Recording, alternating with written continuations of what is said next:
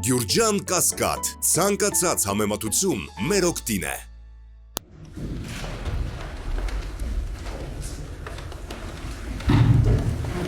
Բարև ձեզ, ողջունում եմ ձեզ Հայաստանի Հանրապետության կառավարությունում։ Ես նախորդ հանդիպման փորձից ելնելով, քանի որ իրական Հայաստանի գաղափարախոսության տեքստը բավականին մեծ է, փորձեցի մի սահիկաշար պատրաստեմ, որ հնարավորինս կարճ եւ հնարավորինս գետային հասարակական ներկայացնեմ, թե ինչ է իրական Հայաստանի գաղափարախոսությունը եւ ինչի մասին է։ Իհարկե ամենակարևոր արձանագրումը ես խնդրում եմ ուշադրություն դարձնեք էկրանին, ես այստեղ տեսնում եմ։ Իրական Հայաստանը Հայաստանի Հանրապետությունն է, իր միջազգայինորեն ճանաչված տարածքով եւ սահմաններով։ Սա թվում է շատ պարզ եւ շատ տրիվիալ արձանագրում է, բայց վերջին տարիներին ես զարմանքով եմ արձանագրել, որ այս թիվը մեզնից շատերին ծանոթ չի։ 29743 քառակուսի կիլոմետրը մեզնից շատերին ծանոթ չի։ Եվ այստեղ ծագել է մի հետևյալ հարց. իսկ ինչու է թվում մեզ ծանոթ չի։ Չէ՞ որ դա մեր պետության տարածքն է, միջազգայինորեն ճանաչված տարածքը, եւ երբ մի քանի իրադրություններում, ձեզ հայտնի իրադրություններում քննադատություն ա եղել, թե օրինակ ես ինչու այս կամ այն երկրի տարածքային ամբողջականությունը ինչու եմ ճանաչել եւ որն է մոտիվացիա,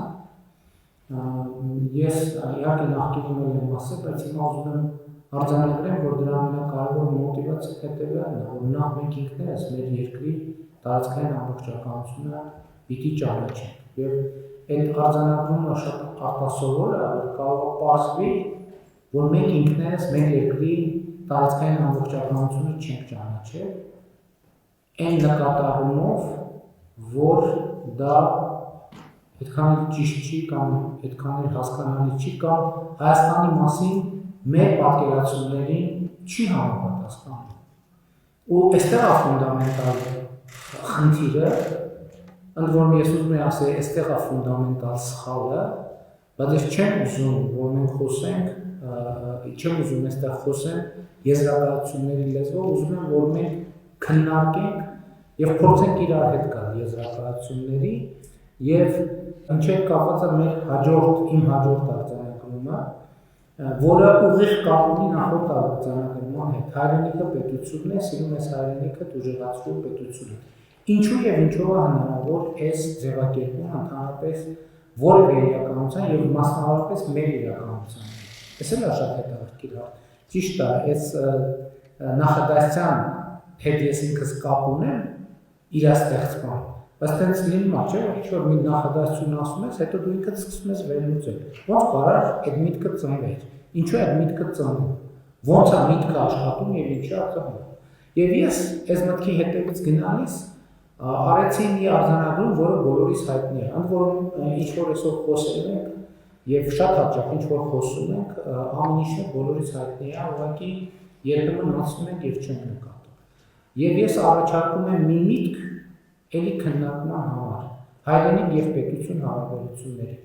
Տեսեք, շատ երկար ժամանակ, առնվազն մի քանի 100 տարի, մեր գիտակցության մեջ ո՞րն է եղել մեր հայրենիքը։ Մեր հայրենիքը եղել է Հայաստանը, չէ՞ հասկանալիորեն եւ ակնհայտորեն։ Բայց պետությունը եղել է օրինակ Պարսկաստանը։ Մեր հայրենիքը եղել է Հայաստանը, էլի ինչ-որ մի հաջորդ ժամանակաշրջանում կամ մի ուրիշ տեղում։ Իսկ պետությունը եղել է Թուրքիան, Օսմանյան կայսրությունը։ Մեր ընկալման մեջ հայրենիք եղել է Հայաստանը, իսկ պետությունը եղել է Ռուսական կայսրությունը։ Մեր ընկալման մեջ էլի կարող ենք թվարկել, բայց մեծ հաշվով, չգիտեմ, դա գուցե ոչ ամբողջական, բայց ինչ-որ ձևով էլի կապ ունի տրամաբանության հետ։ 20 20-րդ դարում մեր հայրենիքը, 20-րդ դարի 20-ականներից հետո մեր հայրենիքը էլի եղել է Հայաստանը, բայց պետությունը եղել է Խորհրդային Միությունը։ Եվ իմ ընկալմամբ այստեղ առաջացել են որոշակի խնդիրներ։ Եվ այդ խնդիրները ես ձևակերպում եմ հետևյալ կերպ։ Հայրենիքի պետության ռելիկտային ընկալում, եւ որը հայրենիքի դիրքերից պետությունը ընկալում է որպես օտար մի բան, որովհետեւ մենք ըստ էության մեր պատմական հիշողության մի երկար ժամանակաշրջանում իմիջիայլոց այսօր դրա մասին էին մտածում։ Ընդ որում մեր իրականության մեջ մի հատ կա գուցե իր ձևով աննախադեպ բան, որ հայրենիքը էլի եղել է Հայաստանը, բայց պետությունը եղել է Կիլիկիան։ Այս հետաքրքիր բան է։ Հələ տեսեք մենք ինչ անհավանական իրավիճակի մեջ ենք։ Կիլիկիան հայկական պետություն է, բայց ստեղ էլ մեկ խնդիր կա, որտեղ մի դեպքում պետությունը հայրենիքը եղել է Հայաստանը, ակնհայտորեն, բայց պետությունը եղել է Կիլիկիան, եւ իմ կարծիքով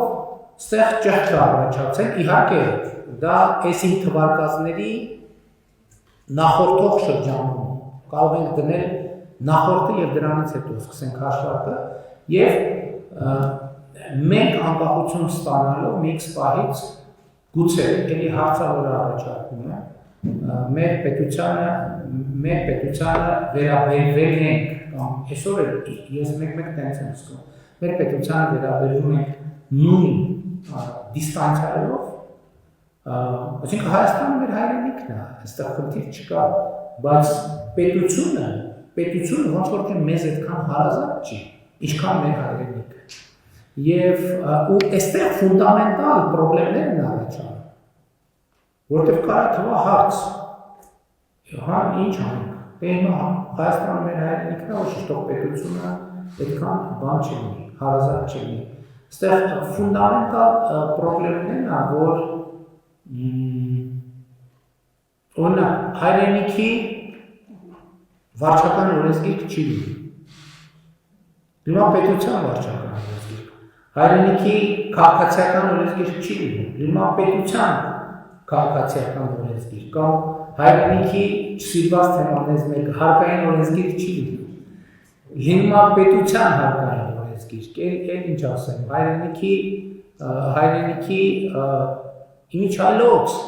հայրենիքում իրավունքների եւ պարտականությունների հստակ համակարգ չի լինի։ Ինքն էլ չի որ չկա, բայց ինքը հստակ ձևակերպված չի։ Իրավունքների եւ պարտականությունների հստակ համակարգ լինում է պետության մեջ եւ հետեւաբար իրական Հայաստանը նաեւ այս ճեղքը հայրենիքի եւ պետության մեջ լրացնելու մասին է։ Եվ դա անելու համար հետևյալ մի տրամաբանություն եմ առաջարկում որպես քննարկման նյութ, որը գաղափարախոսության նախնական տեքստում չկար, չնայած ես սա հրապարակել եմ, բայց հետո մտածեցի, որ սա որպես եզրափակիչ դրույթ շատ կարևոր է։ Եվ այդ խոսույթը հետևյալն է, Հայաստանի Հանրապետության քաղաքացի, պետությունը դու ես Հայաստանի Հանրապետությունը։ Սա ինչի համար է, ինչ ենթատեքստ, որ իմաստ ունի։ Սա նրա համար է, որ քաղաքացու եւ պետության միջև օրգանական կապ ստեղծվի։ Այսինքն պետությունը ոչ թե մի ուրիշ մարդկանց կողմից պարտադրված բան է, որը մեզ ծանոթ առնվազն Կիլիկիայից հետո մեզ ծանոթ բանն է, ֆորման է պետության, երբ որ մենք ասել ենք պետություն, մենք հասկացել ենք, որ ինչ որ մեկը մեզ նվաճել է եւ իր կարգերն է մեզ պարտադրել։ Եվ հետեւաբար պետության մասին մեր ընկալումը շարունակում է մնալ այդպիսին։ Բայց այս դեպքում իսկականից մենք ենք պետությունը, դուք եք պետությունը, քաղաքացին է պետությունը, որովհետև Հայաստանի քաղաքացիներն են ի վերջո հիմնադրել այս պետությունը։ Բայց հիմնադրելը շատ կարևոր է, բայց նաև մենք խնդիր ունենք իմ ասացի բերումով, որ մենք օրգանական կապեր ստեղծենք ամեն մարդու եւ պետության միջեւ։ Ամեն մարդ ընկալի, որ սա իր հարազատ պետությունն է։ Հասկանում եք, ընդ որում կապ չունի իշխանությունը, ու այն տրամաբանությամբ, որ իշխանությունը ընտրված է։ Երբ որ իշխանությունը ընտրված է եւ ժողովուրդը ունի իշխանություն ընտրելու հնարավորություն,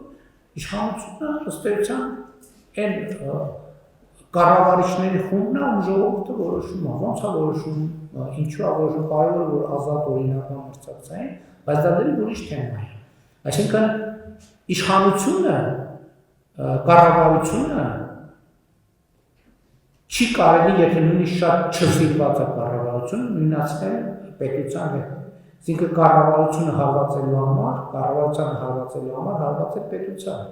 որովհետև ոչ մեկ օրինակ հազար ներողություն, ասենք օրինակ շատ հնարավոր է, որ մենք մեր տուն հրավիրենք ու, ասենք էլեկտրիկի, որովհետև մենք իրա կարիք ունենք, ինքը վարձենք իրան, որ մեր էլեկտրականության հարցերը լուծի, ինքը կարող վատ աշխատի, ինքը կարող վատ էլեկտրիկ լինի, իր արդյունքում կա իր գործողությունների արդյունքում կարող կարճ միացում լինի, իր գործողությունների արդյունքում կարող վնաս հասցվի տան հանդու, բայց դա չի նշանակում, որ մենք հրաժարվելու ենք այդ մեր կապը մեր տան հետ, բան ենք անելու, դրանից թույլատնելու ենք։ Մենք կարող ենք էլեկտրիկին փոխենք իրան դուրս հրավիրենք, ուրիշ ավելի լավ էլեկտրիկ հրավիրենք, որը ավելի գիտակցված ձևով էլեկտրիկ հրավիրենք, որ իմանանք ինքը ի վիճակի է գործը անել։ Նույնը պետությունն է, կառավարությունը էլեկտրիկա, չգիտեմ մեխանիկա, իրավաբան, ամեն ինչ է, այսինքն ոչ թե ամեն ինչ է, ամեն կա տարբեր ուղղություններ, տարածքային կառավարման եւ ենթակառուցվածքների նախարարություն կա, առողջապահության նախարարություն կա, բարձր տեխնոլոգիա, այսինքն այդ բոլոր ծառայությունները, երբ որ մենք մեր տանը բան ենք անում, եւ հետեւաբար շատ կարեւոր է, որ ամեն քաղաքացի ինքը ընկալի է, եւ իրական Հայաստանի գաղափարախոսության նպատակներից մեկը դա, որ քաղաքացին ընկալի, որ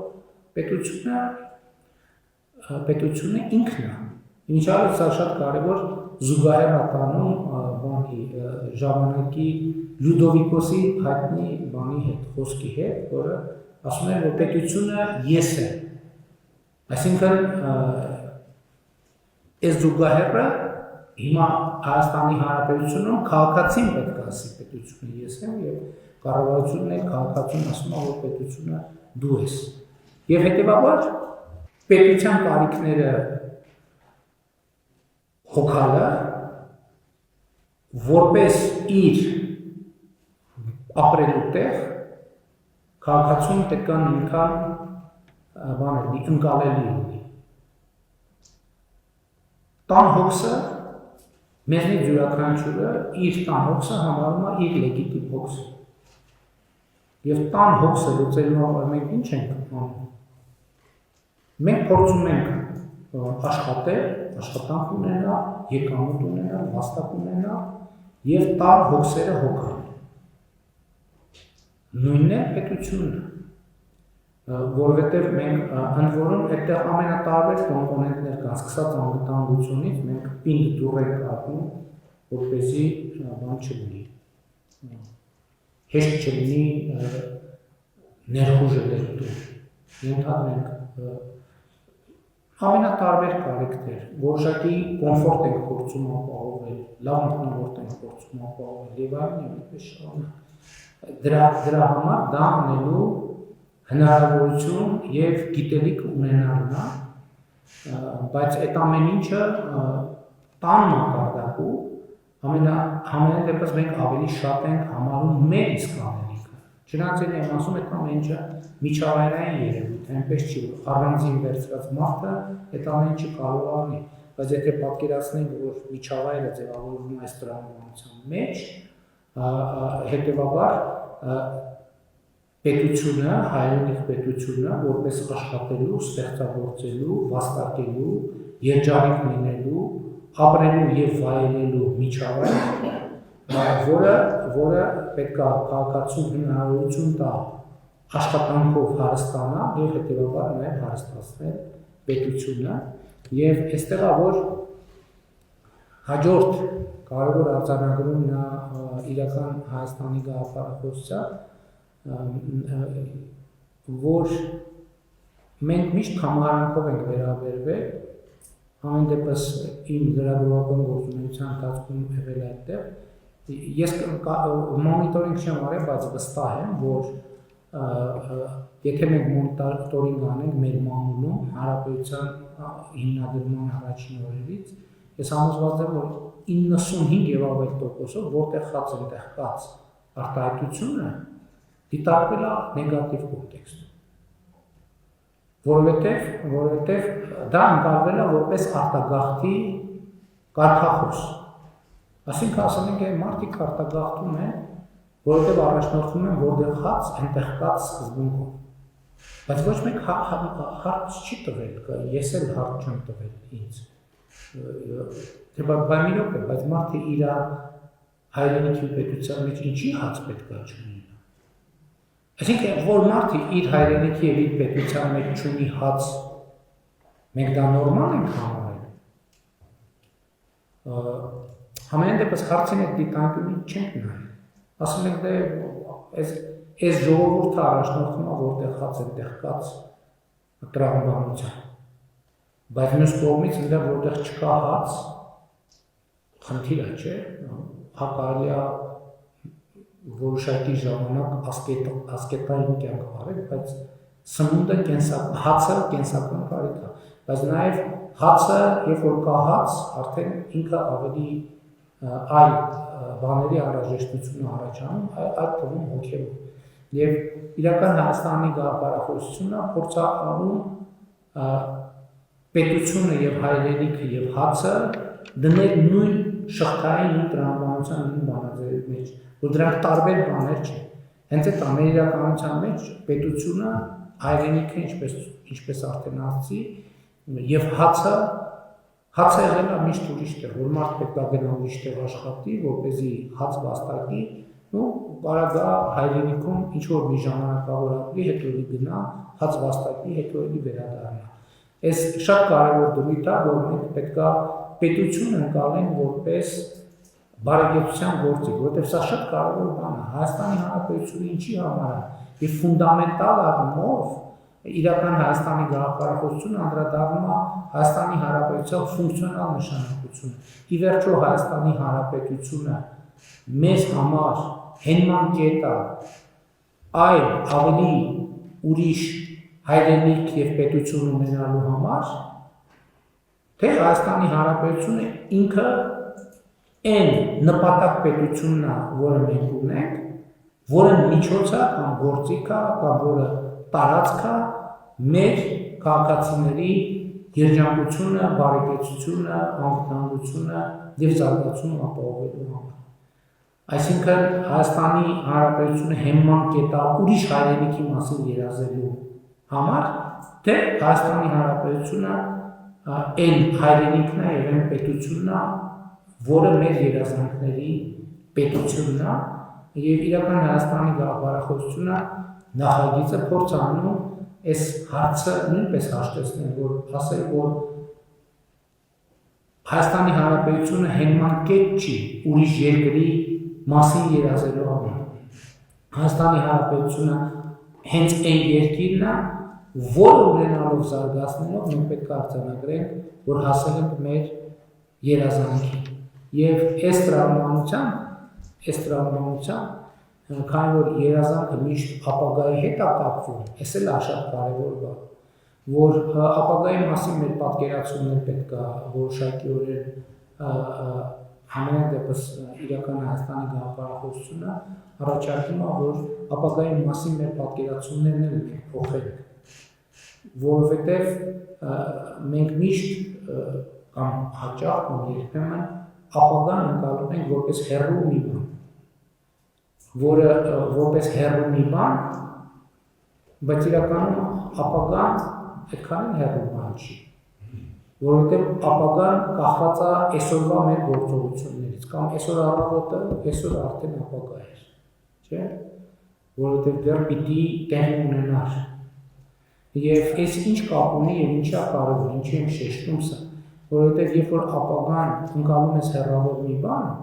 մտածում ես, որ դրան ուղղված գործողությունը կարելի անել նաև վաղը, կարելի անել մյուս օրը, այն մյուս օրը, ավելի լավ ժամանակներ լինեն, ավելի լավ պայմաններ լինեն, ավելի լավ միջավայր լինի, ավելի բարենպաստ մթնոլորտ լինի, բայց դա իրականություն չի, որովհետև մթնոլորտը եւ միջավայրը ավելի լավը չի լինելու այն պարագայում, երբ որ դու սպասես դրան գործողություն անելու համար, ընդհանրապես դու պետք է գործողություն անես, որ ապագան լինի ավելի լավը, եւ հետեւաբար այս կարգախոսով եմ նաև ուզում ամփոփել, որը արձանագրում է։ Ապագան այսօրն է, այսօր սկսի լինել այնպեսին, ինչպեսին ուզում ես լինել ապագայում։ Այսինքն սա անհատի մասին է, սա հանրության մասին է, սա պետության մասին է, եւ շատ կարևոր է, որ ապագայի նկատմամբ այդ վերաբերմունքը փոխվի, որովհետեւ մենք միշտ այսօրվա դառնության հաղթահարումը, այսօրվա խնդրի հաղթահարումը կապում ենք ապագայում բացվելիք հնարավորության հետ։ Այստեղ խնդիրն է, որ մենք ընկալումն է, որ այդ հնարավորությունը այսօր է, նույնիսկ եթե այսօր այդ հնարավորությունը չկա, մենք պետք է աշխատենք այդ հնարավորությունը բացելու վրա։